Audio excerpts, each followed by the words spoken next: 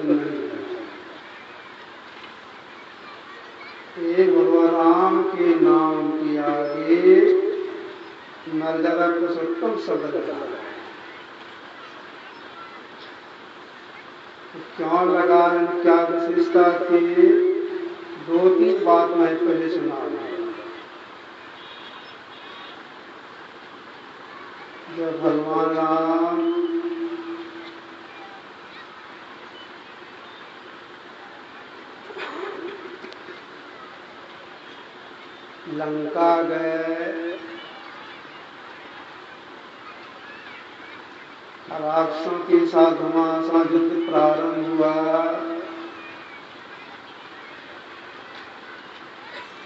उसमें लक्ष्मण और मेघनाद में युद्ध शुरू हुआ। जब लक्ष्मण के द्वारा मेघनाद मारा गया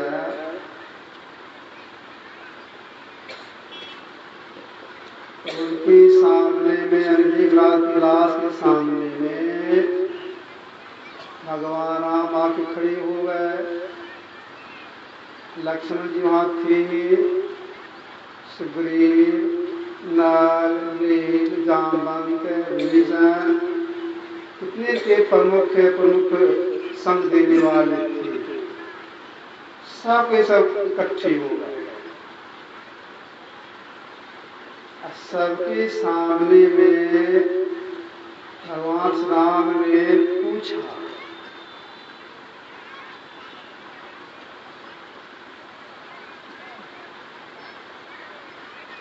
मेघनाद मारा गया, इसका लाश में पड़ा हुआ है। इस लाश के साथ कैसा व्यवहार करना चाहिए?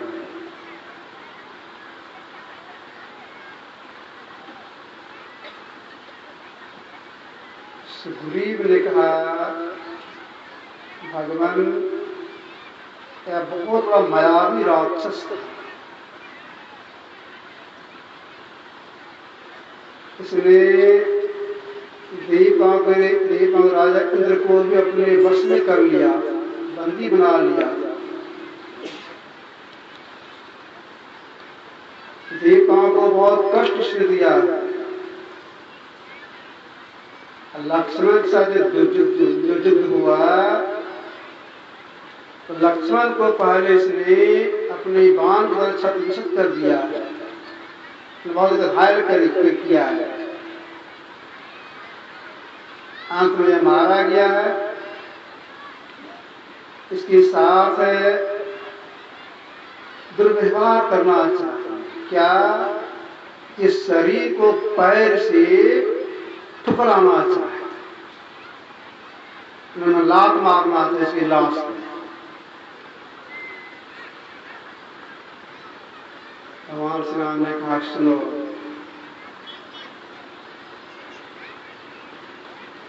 जब तक कोई जीवित रहती है तब तक दुश्मनी रहती है। मर जाने पर, से छोड़ देने पर कोई दुश्मनी नहीं। इसके आर्थिक सुधार क्या भगवान राम ने कहा? जब तक कोई जीवित रहती है तब तक दुश्मनी, शरीर छूट जाने के बाद कोई दुश्मनी नहीं। इसके आर्थिक सजा, अर्थी सजाया गया। मेघनाद की लाश को अर्थी पर रखा गया। भगवान राम के कंधे पर जो बहुत कीमती चादर था, जब कंधे पर रखते थे,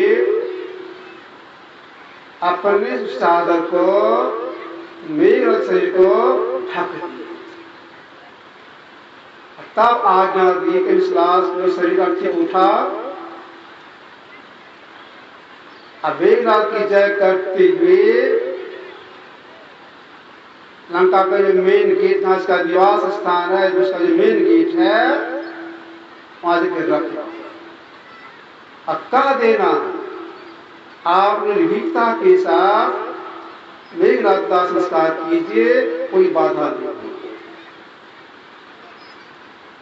जितने बंदर भालू थे, तो कुछ बंदर भालू, उनको जो आज्ञा हुई, कंधे पर अर्थी को रखे, मेघनाद की जय हो, मेघनाद की जयकार करते हुए रावण का जो निवास स्थान, जो मेन गेट था, गेट के पास जब रख दिए, जब ले जा रहे थे, तो लंका के नरनारियों ने देखा, अरे ये चादर भगवान राम का है। सुनने पाया कि भगवान अपने से मेघनाद सिंह को ढके हैं। बड़े भले मानुष हैं, बड़े भले मानुष हैं। अब देखिए मेघनाद के साथ उन्होंने कैसा व्यवहार किया, अपना चादर अपने से ढके। यह व्यवहारिक ज्ञान है, निपुण थे। इसलिए संसार के लोगों ने इनको मर्यादा पुरुषोत्तम शब्द कहा।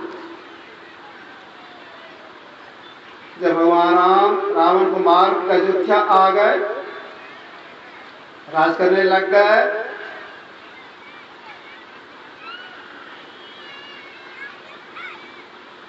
लंका से आए थे, विमान पर चढ़ते, कुछ विमान पर चढ़ करके वायस रकम कर दीजिए, वायस रकम कीजिए, माइक के वॉइस सुन रहे हैं। उस विमान को अंतरिक्ष में रखी थी। की मौज ही, वो राम की मौज ही, विमान का नीचे उतरो, तो सुनने से विमान नीचे उतरा। आज वो चढ़ना चाहते हैं, इतने में भरत जी की दृष्टि पड़ गई। कि कहीं जाना चाहती। भरत जी बड़े भक्त थे। जैसे देखा भगवान के पास ऐसा नहीं कि बढ़िया कपड़ा पहने इसके बाद चलेंगे, कुछ पहने, जो पहना हुआ है वही कपड़ा पहनेंगे, भगवान के पास प्रणाम किए, कहते भगवान कहाँ जाना चाहते हैं? जैसे का भाई साहब कहाँ जाना चाहते हैं, हमारा नहीं बताइए कहाँ जाना चाहते हैं, आज्ञा दे दिए बैठो। आज्ञा मिलने के विमान पर बैठ गए, भगवान बैठे, विमान से कहा चलो किसकिंधा चलो। किसकिंधा जब पहुंचा विमान, वहां आज्ञा से विमान नीचे उतरा।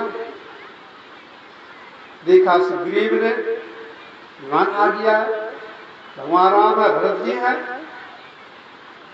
तेजी से गए, भगवान राम को प्रणाम किए, निवेदन किए, भगवान कहाँ जा रही है? नहीं बोले कहाँ जा रही है, आगे दे दे बैठो। सुग्रीव भी बैठ गए। तब विमान से कहा गया अब चलो लंका। विमान उड़ा, लंका पहुंचा, नीचे उतरा विमान। उस राक्षस ने देखा, एक राक्षस दौड़ के गए विभीषण के पास, विराज करते थे वहां। तो भगवान राम आए हुए, सुग्रीव आए हुए हैं, एक भगवान राम के ही शकल के हैं, भगवान राम के साथ पहले नहीं आए थे, जो गोरे थे वो नहीं आए हैं, उन्हीं के शकल के हैं, उनको हम लोग नहीं पहचानते। भगवान राम का शकल, भरत का शकल एक ही प्रकार का। विभीषण समझ गए भरत जी हैं, गए अगवानी के लिए, प्रणाम पाती हुआ, आज्ञा में दिए भगवान राम चलो। सबके सब आए, 3-4 दिन लंका भगवान राम रही। इसी दरमियान विभीषण ने कहा भगवान राम से कि माता जी आपके पास आना चाहिए।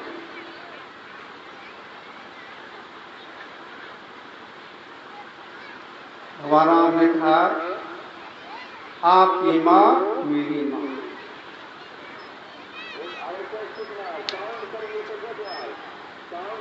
वे क्यों आए? हम सन के पास गए। आज भगवान राम भगवान विष्णु के अवतार हैं, संसार उनकी पूजा करती हैं। क्या कहते मैं उनके पास नहीं चाहूंगा। भगवान राम स्वयं चल के उनके कमरे में गए, जाकर चरण छू के प्रणाम किए। विष्णु की माता प्रसन्न हो गई, हे राम बहुत नम्र, मैं आशीर्वाद देती हूँ हमारे खत संसार में। अब भगवान राम कितने थे, कितने नम्र थे, कितने शिष्टाचार जानते थे। उम्र में बड़ी है, हमारे मित्र की माँ हमारी माँ है, चल सके प्रणाम। इसीलिए भगवान राम को संसार लोगों ने मर्यादा पुरुषोत्तम कहा। एक नंबर के त्यागी भी थे, किसी से आसक्ति को नहीं थी। इसीलिए भगवान राम को संसार लोगों ने मर्यादा पुरुषोत्तम कहा। इन्हीं का उपदेश अभी हम लोगों ने पाठ के रूप में सुना। जब भगवान राम राज करने लग गए, एक बार बहुत बड़ी सभा बैठाई और सभा में गुरुजन, मंत्रीगण, प्रजागण सब आए, सबके सब बैठ गए। अब भगवान राम कहना प्रारंभ करेंगे। बहुत से लोग उनकी सभा में आए हुए थे, तो कहना कैसे प्रारंभ किए? भगवान राम ने कहा सुनो सकल पुरजन मम वाणी, हे प्रजा मेरी बातों को सुनो, मैं क्या करने जा रहा हूं। सुनाओ सकल पुरजन मम बानी, हे मेरी प्रजा, इस बात को सुनो मैं क्या कहने जा रहा हूं। इसके बाद तो भगवान राम ने कहना प्रारंभ किया। उसमें सबसे पहले इन्होंने कहा कि बड़े भाग मानुष तनु पावा, सुर दुर्लभ सब ग्रंथ ही गावा, साधन धाम मोक्ष के द्वारा पहले परलोक समारा। बड़े भाग मानुष तनु पावा, बड़े भाग मनुष्य की मिलता है, और यह देवताओं को भी दुर्लभ है। इस शरीर के लिए देवता तरसते हैं, हमको मनुष्य शरीर मिले, क्यों तरसते हैं? देवता की आयु बहुत लंबी होती है। एक त्रैदेव में एक देव है ब्रह्मा, दूसरे विष्णु, तीसरे महेश, और सब देवता है। ब्रह्मा की आयु बताई गई है एक महाकल्प, एक महाकल्प में 14 मनमंत्र होती है। मतलब एक ब्रह्मा के समय में 14 इंद्र होती है। इंद्र की आयु एक मनमंत्र। अगर कोई जीवात्मा किसी पुण्य कार्य के चलते ब्रह्मा के शरीर में चला जाए,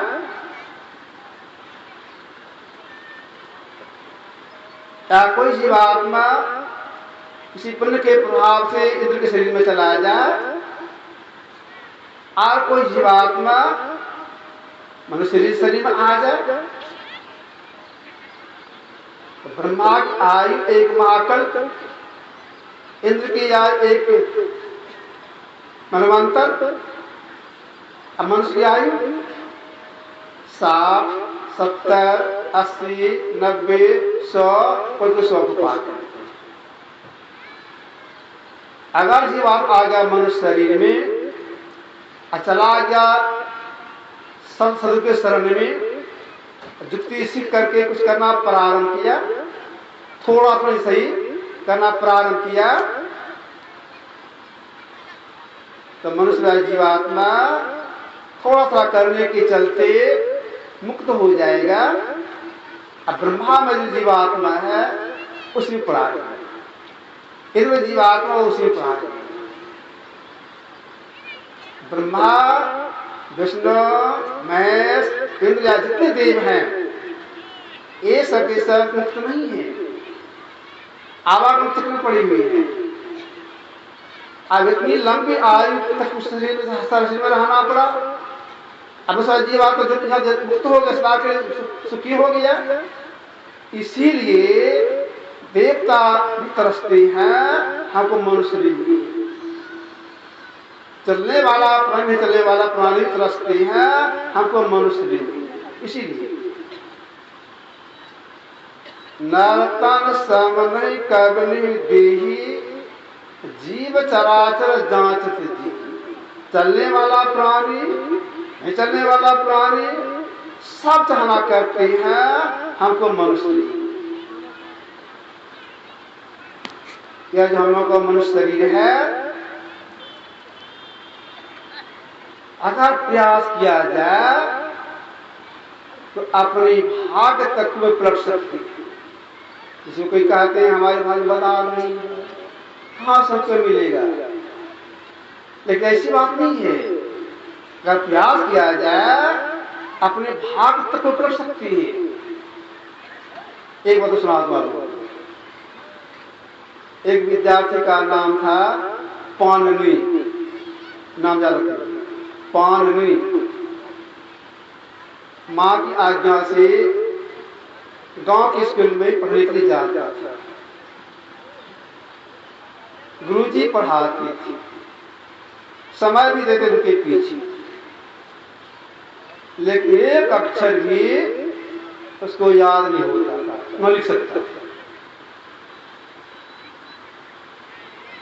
और विद्यार्थी आगे बढ़ रहा था, उनका साथ पढ़ने, कोई एक अक्षर भी याद नहीं, न लिख सकता, न बोल सकता था। तो गुरु जी को कुछ क्रोध, ना इसको पढ़ाती है, याद नहीं होता है, कितना भुट्टा विद्यार्थी है। फिर वो दया में आ गई, आज बच्चा है। अब क्यों दया आ गई कि गुरुजी हंस लिखा जानती थी, बेटी का हंस लिखा क्यों इसको याद होता है, तो बोला इस विद्यार्थी कहा दहना सीधा करो, तो दहना से सीधा कर दिया गुरु के सामने में। गुरु जी देखते हैं उनके हाथ हंस लिखा देखते हैं, और देख करके आ भरते आ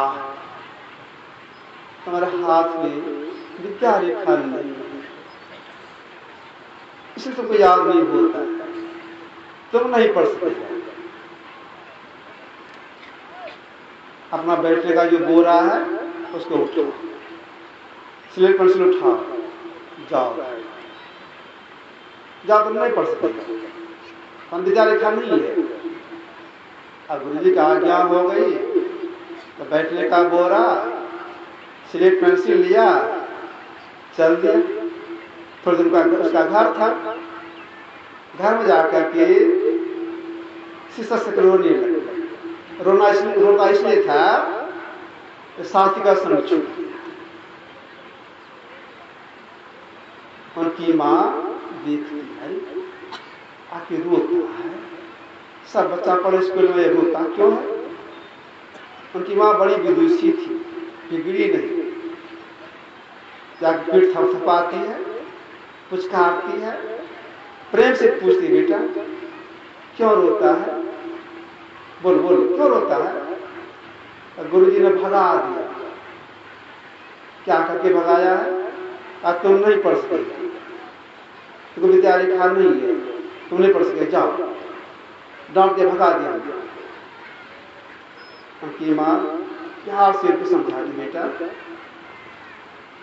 अरे तुम क्या कर सकता है, पढ़ो, जाओ पढ़ने के लिए।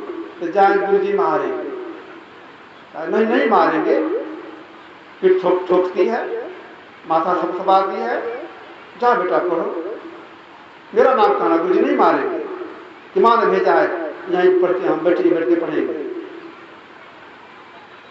माँ के बोलते कहने पर फिर सीधा गया स्कूल। जैसे स्कूल घुसा, जो गुरुजी भगाए थे अरे फिर आ गया, तो माँ ने भेजा, तो माँ ने भेजा तो विद्या रेखा नहीं है, तू नहीं पढ़ सकेगा, भागो यहां से। पूर्व का संस्कार होगा, पूछता है अपनी भाषा में, विद्या रेखा कहां पर होता है? विद्या रेखा कहां पर हाथ में होता है? तो ऐसे जाओ बता देगा विद्या रेखा कहां पर होता है। चला गया गुरु जी के सामने में, 3-4 विद्यार्थी और बुलाया, सबका सब लाइन में खड़े हो गए, और सबसे कहा देना सीधा करो, सीधा किया हाथ। तब गुरु जी दिखाते हैं कि देखो ये रहना हाथ है ना, हाँ, जो बड़ा उंगली है उसके बगल में छोटा उंगली है, और बीच में जो गस्सा है, और गस्सा ठीक सामने नीचे देखो लकीर ऐसा है ना, यही है विद्या रेखा। देखो इसको इतना गहरा इतना लंबा है, इसको इतना गहरा इतना लंबा है, इसको इतना लंबा गहरा है, उनको है बिल्कुल चिकना है ना, सही है, सही हमको चिकना है, लकीर नहीं है यहाँ पर। बच्चे का अपना स्वभाव होता है, वह पेट पहना हुआ था, पेट में कुछ तेज ऐसा कुछ रखा था, काटने वाला चीज, हाथ घुसाया, उसमें बाया हाथ घुसाया, निकाला उसको। अजाम गुरु जी बताए थे विद्या रेखा नहीं है, आपने सब चीर दिया, खुद निकलने लग गया, रेखा बना अपने से। आज के बाद पढ़ने मन लगाया, नाम मन से जितने प्रयास किया पढ़ने में लगाया, इसे चल के बहुत बड़ा विद्वान उन्होंने व्याकरण लिखा है, पानी का व्याकरण नाम ही है।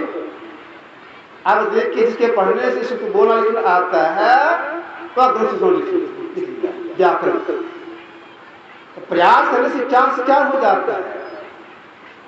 इसीलिए मनुष्य चाहना देव देना सब करती है। एक बात और सुनाता हूं। लगभग 1.5-2 साल हो गया मैं कुप्पा घाट में अपने कमरे में बैठा हुआ। एक डॉक्टर आए, उनका निवास स्थान का घर बड़ा कोठी पुणे जिले में। तो डॉक्टर है, उनका पोस्टिंग हो गया बांका। तो वे हमसे दीक्षा ली सनंद कुमार साहब।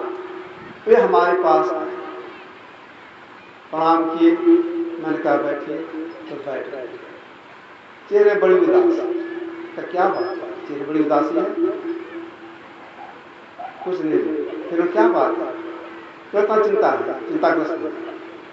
कहा बाबा हम इसीलिए आपके पास आए। तो क्या हो गया? मैंने पूछा क्या हो गया? बाबा आजकल हमको बहुत डर लगता है। कौन सी का डर लगता है? मैंने पूछा कौन सी डर लगता है? लगता है हम मर जाएंगे, मरने का डर हो गया है, हम मर जाएंगे। तो मैंने कहा अच्छा देखा आपका दहना हाथ, दहना हाथ ऐसे सीधा कीजिए। तो सीधा किया। तो दहना हाथ में आयु रेखा भी है। तो मैं देखा गौर से उनकी आयु रेखा तो कुछ लंबी थी, बिले के बीच में कट गया, मतलब कुछ हट गया था, जो कट हो गया था। मैंने कहा डॉक्टर साहब सही बात को भेजा, आयु तो लंबी है लेकिन मैं दिखाया उनको कि देखिए यह जो कट गया है, हो सकता है आपके अचानक मृत्यु हो जाए। और घबरा गया। मैंने कहा घबराइए नहीं, एक बात कीजिए तो आप जो लोग इलाज करते हैं गरीब आदमी से पैसा मत लीजिए, फिर इलाज कीजिए। कहा ठीक है बाबू, फिर इलाज करें, दवा भी देंगे उसको। अरे एक बात यह, दूसरी बात यह है भीतर में बुरा चिंतन ही कीजिएगा, किसी का हित मत सोचिएगा। ठीक है वैसा ही करिएगा। और सुनिए,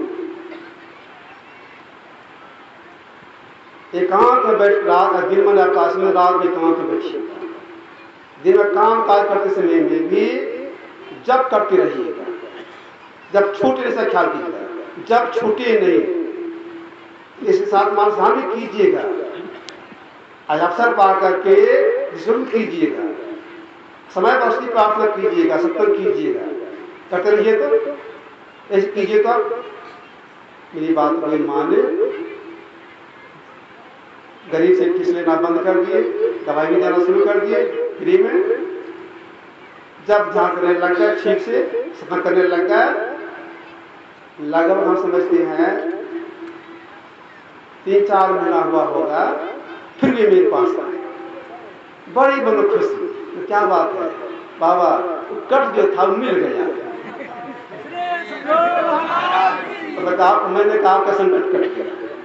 अब देख कितना विलक्षण लोग शरीर है, हस्तरेखा लोगों का है, मानते संकल्प बढ़ता है बिगड़ता है। इसीलिए देवता चाहते हैं, दिन में चाहते हैं मनुष्य मिले, चलने वाला चलने वाला सब चाहना करते हैं मनुष्य मिले। इतना उत्तम शरीर कैसे मिला हम लोगों को? तब में लोगों ने पाठ में सुना, कब कर करुणा नर देही देत ईश्वर हेत शरीर। ईश्वर की असीम दया होती है तब जिनको मनुष्य मिलता है। क्यों तो उत्तम शरीर परमात्मा ने हम लोगों को दिया है मुक्त होने के लिए, सदा के लिए, तो छूटने के लिए दिया है। लेकिन हम लोग करने क्या लग गए? परमात्मा दिया मुक्त होने के लिए, सही साधना करो, सदा के लिए मुक्त हो जाओ, तो छूट जाओ, इसके लिए तो हम लोग करने क्या लग गए?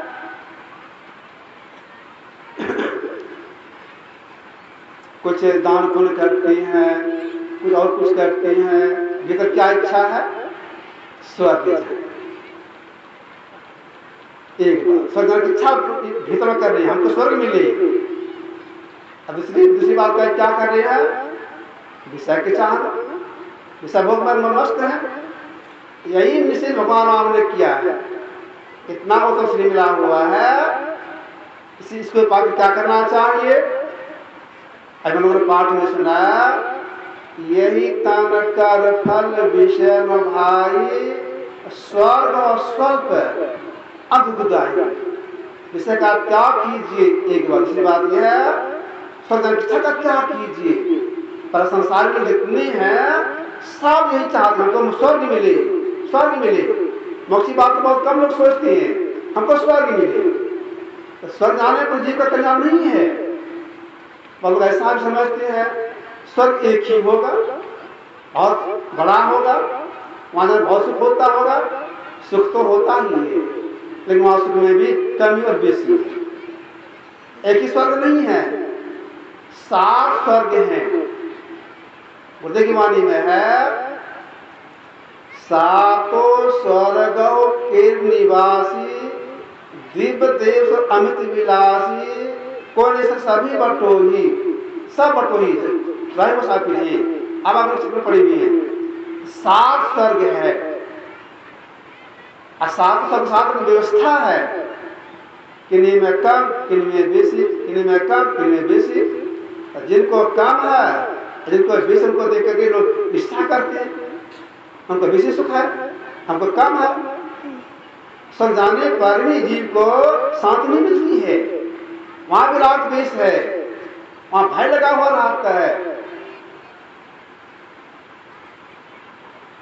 स्वर्ग जाने पर भी जीव का परम कल्याण नहीं बताया गया है, आवागमन में पड़ी रहती है। एक संत हो गए तुलसीदास जी महाराज, इन्होंने संसार लोगों से कहा, नरतन दुर्लभ देव को सब कोई कहत पुकार, सब कोई कहत पुकार, देव दे ही नहीं पावे। ऐसे मूर्ख लोग स्वर्ग की आस लगावे, भर में चारों खान पुण्य चाही रिझावे। तुलसी सतमत तत्गो स्वर पर करो खखार, नरतन दुर्लभ देव को सब कोई कहत पुकार, स्वर पर करे खखार। क्यों खखार करने के लिए कहा? इसलिए स्वर्ग जाने पर भी जीव का अपना कल्याण नहीं होता, आवाज में लगा हो रहता है। स्वर्ग में भी किन्हीं किन्हीं को कष्ट होता है। राजा श्वेत शरीर छोड़ करके ब्रह्मलोक गए, चलने फिरने के लिए उनको तुरंत विमान मिल गया, सारी सुविधा, बहुत सुविधा। क्योंकि विमान वहां जाने पर भी भूख प्यास त्राही मांगो। अब उनको नींद भी आ रही है, चल नहीं मिल रहा है, भूख प्यास के चलते अवसर पा गए ब्रह्मा जी के पास। तब सुना था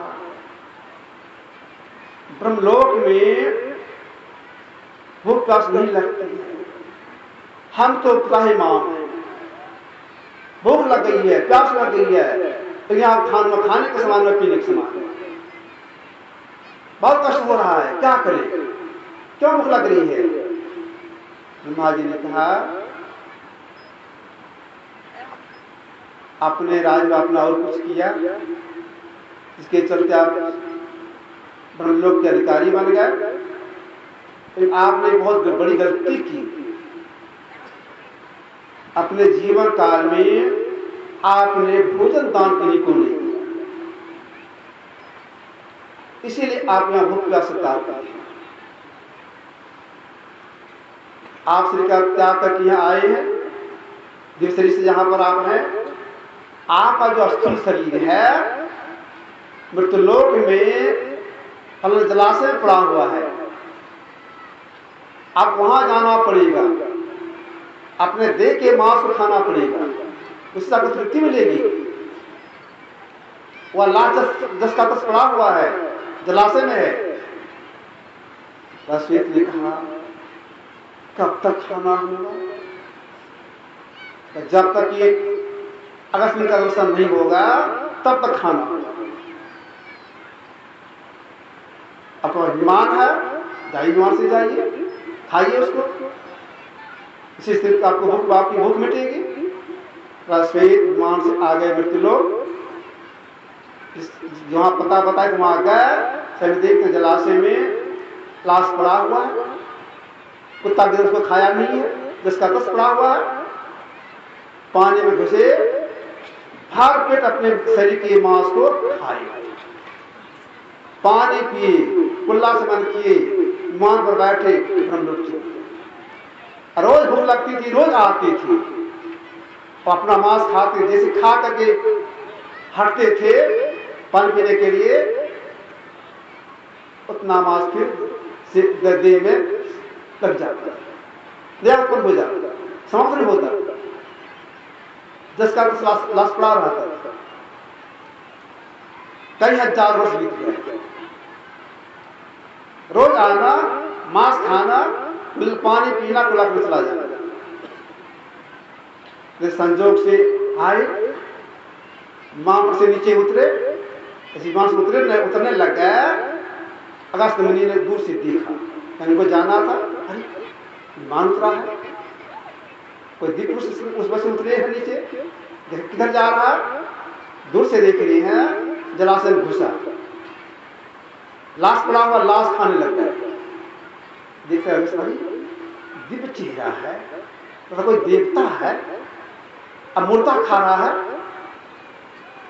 अच्छा पहले खाने दो। पूरा पूरा मांस खाए, पानी पिए, कुला से मन किए, पानी से निकले। अब वहां पर चढ़ना चाहते हैं ब्रह्म जाने के लिए, आगे पूछते, अरे कब तुम कौन हो? हमारे लिए विमान है, लगता कोई स्वर्ग का कोई देवता हो, आज मांस खा रहे, मुर्दा खा रहे हो, तो कौन हो? राजश्वेत ने कहा, आप अगस्त मुनि हैं? हाँ मैं अगस्त मुनि हूं। तुम कौन हो? क्यों मुर्दा खाते हो? सिर्फ चले गए, प्रणाम किए। मैं श्वेत हूँ, राजा श्वेत हूँ। अपने जीवन, जब मैं राजा था जीवन काल में भोजन दान नहीं दिया, भूख प्यास सताती थी, ब्रह्मा जी का आज्ञा से मैं रोज आता हूँ, आपने देखा मांस खाता हूँ, पानी पीने चला जाता। उन्होंने कहा था जब जिनका दर्शन होगा तब तुम्हारा संकट दूर होगा। आपका दर्शन हो गया, अब मेरा संकट दूर होगा। कह करके गले में जो स्वर्ग की माला था, उस माला को निकालते हैं, शिष्य जैसे रखते हैं, जैसे रखा उनका भोग प्यास में समाप्त हो गया। और जो लाश था, लाश का दृश्य हो गया।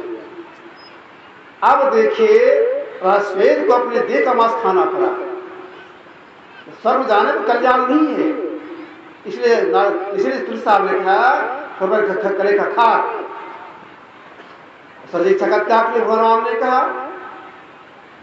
परम कल्याण का परम कल्याण हो जाए, इसके लिए भगवान राम ने क्या कहा? विषय का त्याग करने के लिए रूप, रस, गंध, अष्ट और शब्द, ये 5 विषय हैं। प्रसाद जी महाराज ने बिना पत्रिका में लिखा है, 5 परस रस शब्द गंध और रूप इनका कहा न कीजिए बड़ी पराभक्ति।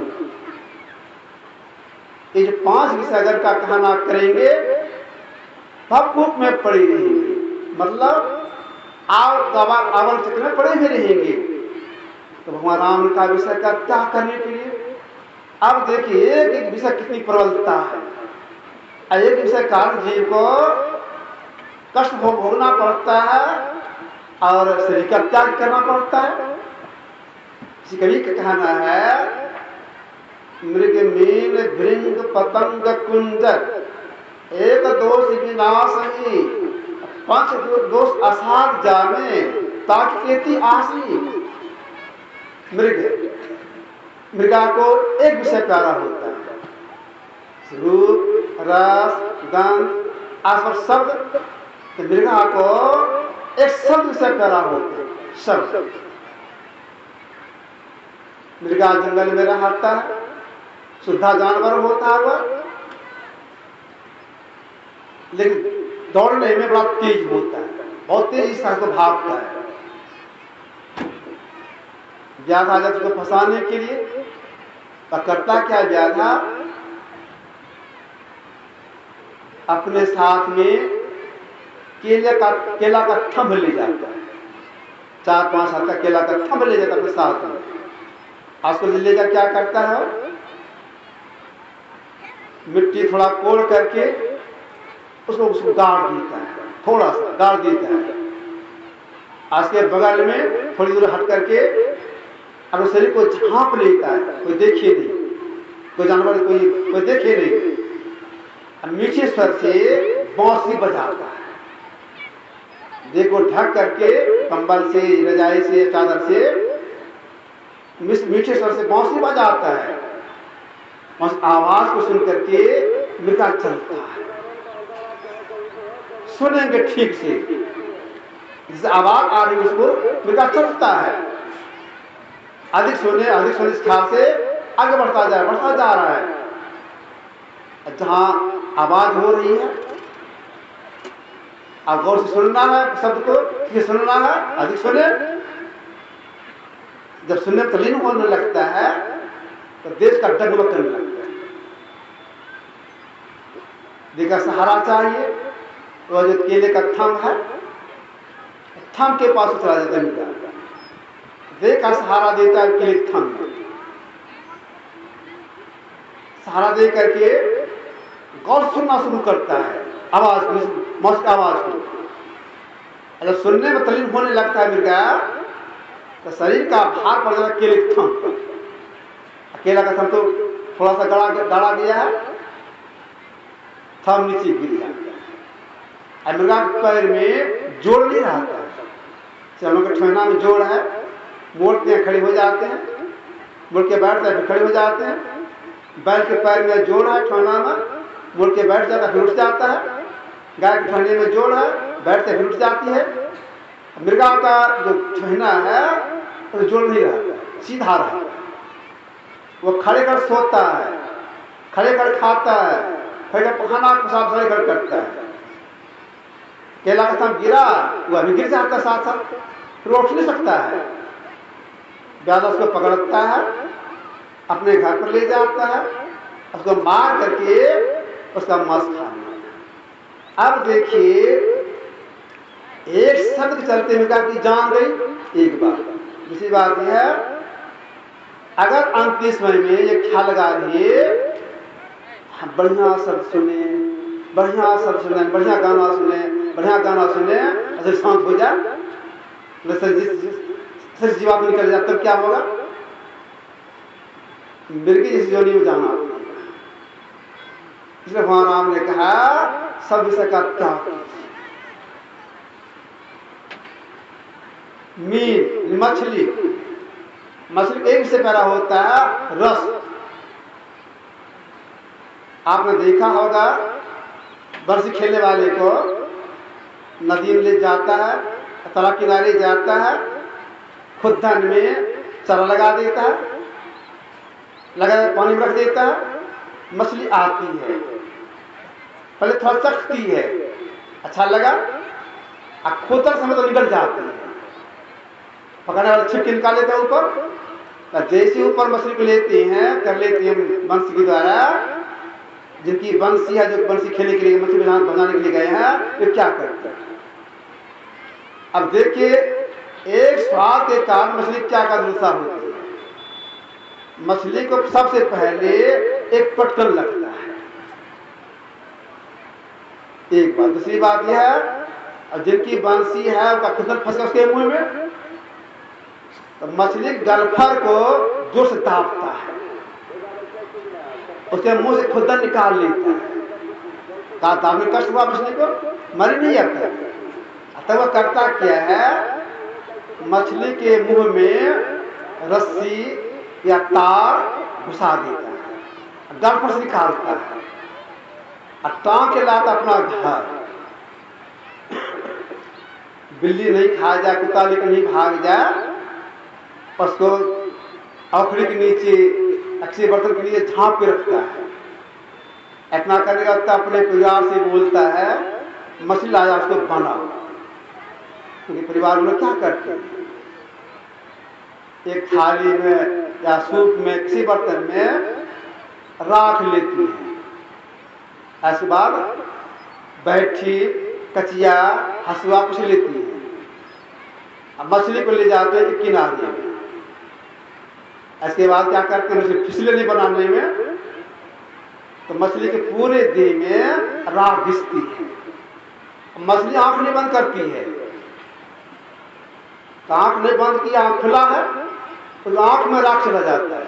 अब बताइए आंख में राख गया कितना कष्ट होता होगा। ये कष्ट हो गया आंख में राख पड़ने से। इसके बनाने वाले क्या करती है, उसके देह को खुरचती है, चौवा जो उसको भरता है उसके देह से, बस छटपट कर रही है, मरी नहीं है।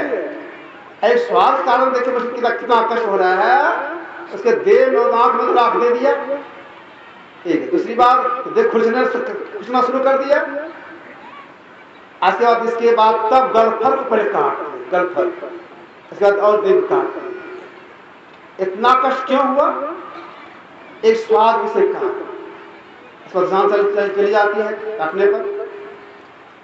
अगर किन्हीं को अंत में भावना लगी रह जाए, बढ़िया स्वाद ले, बढ़िया स्वाद ले, बढ़िया खाए, रस से प्रधानता रह गई, मछली से जुड़ी बना उस बनी में नहीं जाए। इसलिए भगवान राम ने प्रजा से कहा रस विषय का त्याग। जंगल में हाथी रहता है, जंगली हाथी, तो फंसाने के लोग क्या करते हैं, जंगली के विषय प्यारा होता है स्पर्श, फंसाने वाले क्या करते हैं, जंगल में खाई खोदते हैं, अब खाई के ऊपर एक टट्टी लगा देती है, और टट्टी के ऊपर मिट्टी का छिड़काव कर देती है, मिट्टी को बराबर कर देती है। इसके बाद उस टट्टी के ऊपर मिट्टी दिया गया है, उस पर हाथी का बढ़िया चित्र बना करके रख देती है, बड़ा चित्र हथनी का बना कर रख देती है। हाथी दूर से देखता है हथनी खड़ी है, उसके शरीर का आलिंगन करने ख्याल से हाथी दौड़ता है, नीचे तो खाई है, तो उससे नीचे गिरता है, उसको पकड़ लेते हैं, उसको हाथ गड्ढा से निकालते हैं, उसको अपना घर ले जाते हैं, उसको मार करके खा लेते हैं। अब देखिए एक आश्चर्य से कारण हाथी की जान गई। अगर अंतिम भावना ये लगी रही बढ़िया स्पर्श करें से छूट जाए, हाथी से नहीं होना। हम लोग भौरे को देखे हैं, कमल के फूल बैठता है, कल ऐसा होता है, कमल फूल बैठता है, एक से पहला होता है सुगंध, गंध विषय बैठ जाता है फूल पर, कमल के फूल पर सुगंध लेने मशगूल हो जाता है। संध्या होने पर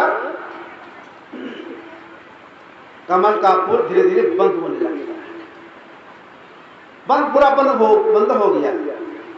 वह जो भौरा उसमें बैठा रहता है, और शक्ति है भाग जाने का, पूरा भागता नहीं है, चुपचाप बैठा रहता, सुगंध लेते रहता है, रात भर सुगंध लेते रहता है। भोर के समय में जंगली हाथी आता है, पानी में घुसता है, कमल के फूल को तोड़ कर सूंड से मुंह में चबाता है, उसमें है भौरा मर जाता है। कुछ भौरा पैर के नीचे दब के मर जाता है। एक सुगंध के गंध के विषय कारण भौर की जान गई। अगर अब से यह भावना लगी रहे बढ़िया सुगंध ले, उसे छूट जाएगा, भौर से जाना। इसलिए भगवान ने कहा गंध विषय का त्याग। हम लोग देखते हैं अपने घर में रात के समय देखते हैं पतिंगा, कैसे देखते हैं, जब शाम हो जाती है, रात हो जाती है, दीपक जलाते हैं, मोमबत्ती जलाते हैं या लाठी जलाते हैं, पति का दौड़ता है। क्यों? पत्नी का एक से प्यारा है रूप। दीपक जलाए हैं, दीपक का लौ देखने उसको बड़ा अच्छा लगता है, मारता लौ पर झपट्टा, उसका एक पैर जल जाता है। फिर वो घूमते घूमते आगे बढ़ता है, मारता झपट्टा किस तरह से, एक पांव जल गया, फिर किस तरह उसमें जाके सट जाता है, जल समाप्त हो जाता है। ये रूप से कार पत्नी की जान चली गई। अगर अंत में भावना लगी हुई है, हम बढ़िया रूप देखें, शरीर शांत हो जाएगा, पत्नी इस शरीर में जाना पड़ेगा। इसलिए भगवान राम ने कहा रूप से त्याग कीजिए। तो ये 5 विषय का बड़ा प्रबल है, रूप, रस, गंध, आस्पर्श और शब्द। भगवान राम ने कहा इसका त्याग कीजिए तो आपका कल्याण हो जाएगा। अब साधना यह है, ये 5 विषय जो है इसका त्याग कैसे किया जाए। जहां कहीं जाएंगे, शरीर साथ में जाएगी, विषय का त्याग नहीं कर पाएगा। तो बाहर जाने में विषय का त्याग नहीं, तब विषय का त्याग कैसे होगा? इसी के लिए मनुष्य शरीर मिला हुआ है।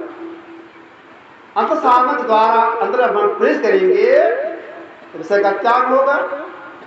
तो महाराज ने क्या कहा? साधन धाम, शरीर जो साधन का धाम है, साधन घर है, ऐसी साधना हो हमारे अंदर छूट जाए, अब विषय का त्याग हो जाए। तो विषय का त्याग करने के लिए इंद्र से अलग होना होगा, तब विषय का त्याग होगा।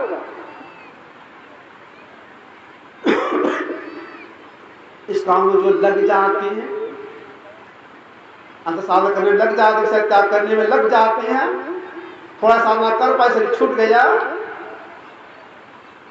तो यह संसार जी को यही काम कराने के लिए मनुष्य दिला दिया है। मनुष्य में आ गए, विषय त्याग करने के प्रयास नहीं किए, साधना नहीं किए, शरीर छूट गया, तब जीवात्मा कोई गारंटी नहीं है मनुष्य मिले अथवा नहीं। और जरूर जाना पड़ेगा, और जरूरी में नहीं जा, मनुष्य में आवे, इसके लिए जब से जानकारी हो जाए तब से साधना करने में लग जाए, विलंब नहीं करे। विलंब करने वाले लोगों को पश्चाताप करना पड़ता है। आज करेंगे कल करेंगे, आज करेंगे कल करेंगे, सिर छूट गया तब क्या करेंगे? ऐसे लोगों का शरीर है श्वास पटका हुआ, परमात्मा से श्वास पूंजी दे दिया गिन करके, 1 लाख 20 लाख 30 लाख 1 करोड़ 30 करोड़ 50 करोड़ आदि गिन के दे दिया गया है। कितना दिया गया हमको श्वास पूंजी नहीं जानते। जब से जन्म हुआ इतने बड़े हो गए, कितनी पूंजी मिली थी, कितना खर्च किए, यह भी नहीं जानते। कितना रोज खर्च करते हैं, सत्संग माध्यम से जानकारी होती है हम कितना खर्च करते हैं। मान लीजिए किन्हीं के पास में 100 रुपया है, आगे आमदनी नहीं है, 1 रुपया रोज खर्च करेंगे, 100 दिन में खर्च हो जाएगा। 10 रुपया रोज खर्च करेंगे, 10 दिन में खर्च हो जाएगा। तो हमको जो श्वास रूपी पूंजी मिला है, एक 24 घंटे में कितना खर्च करते हैं? गुरुनाथ जी महाराज ने कहा है 600 सहस्त्र 21,000 श्वास चलता है, 24 घंटे में 21,000 श्वास लोग निकलता है। 1 मिनट में 15 बार 16 बार श्वास निकलता है। इतना श्वास निकल गया तो शेष हो गई, और किसी कीमत आपको वापस नहीं आएगा।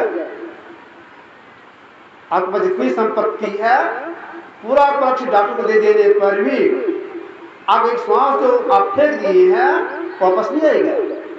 इतना कीमत हम लोग श्वास है, तो श्वास में शरीर टिका हुआ है। इस शरीर को बताया गया है तारकस, श्वास को बताया तीर।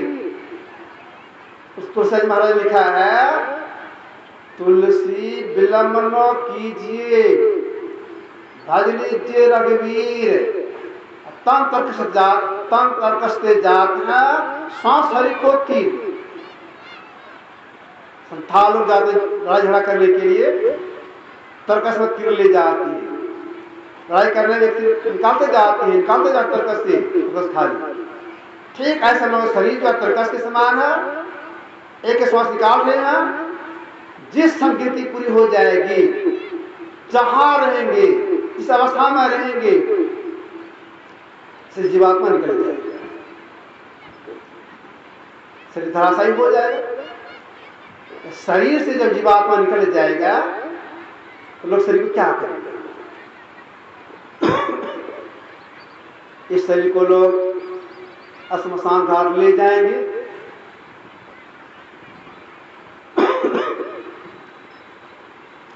अगर लकड़ी है तो इसको जलाएगा, जलाने पर ऐसे राख हो जाएगा। लकड़ी नहीं है तो उनमें आग दे करके पानी फेंक देंगे,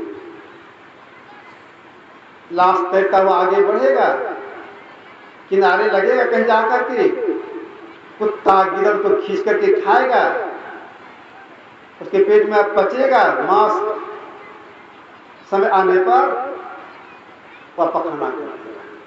तो यह शरीर हो गया कुत्ता का गिदड़ का पखाना। कोई कोई करते क्या है, शरीर को धरती नीचे गाड़ देते हैं।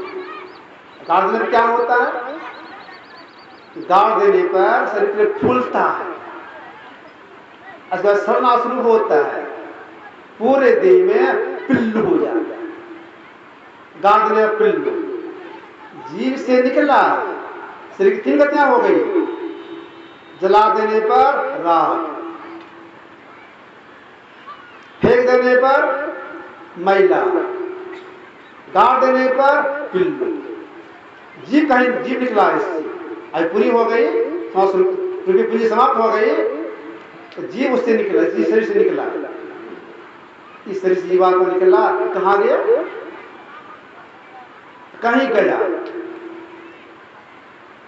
जहां शरीर या जीवा कहीं गया, शरीर का नाश हो गया, शरीर गति हो गई, शरीर का नाश हो गया, ये जीव कहीं चला गया, उसका कल्याण हो, इसी उस परिवार के लोग श्राद्ध करते हैं, भोज भंडारा करते हैं, अशुभ कार्य करते हैं। लक्ष्य क्या है, वह जब जहां कहीं हो उसको सुख मिले, शांति हो, इसीलिए बहुत लोग ऐसा कहना होता है, शरीर की अवधि पूरी हो जाती है, जिससे जीवात्मा निकलता है उसको फिर से धारण नहीं करना पड़ता है, मतलब जीव का आवागमन नहीं होता है। ऐसा लोग प्रचार करते हैं, ऐसा कोई ऐसा संप्रदाय है, लोग ऐसा ही प्रचार करते हैं, जीव का आवागमन नहीं होता है। लेकिन ऐसी बात नहीं है, जीव आवागमन होता है। जिसे देखिए इस्लाम धर्म के लोग प्राय यही कहते हैं पुनर्जन्म नहीं होता है जीव का, ऐसी बात नहीं, जीव का पुनर्जन्म होता है, आवागमन होता है। इस्लाम धर्म कुछ कोट के महापुरुष हो गए, शेख सादी, नाम याद रखिएगा, शेख सादी ने कहा,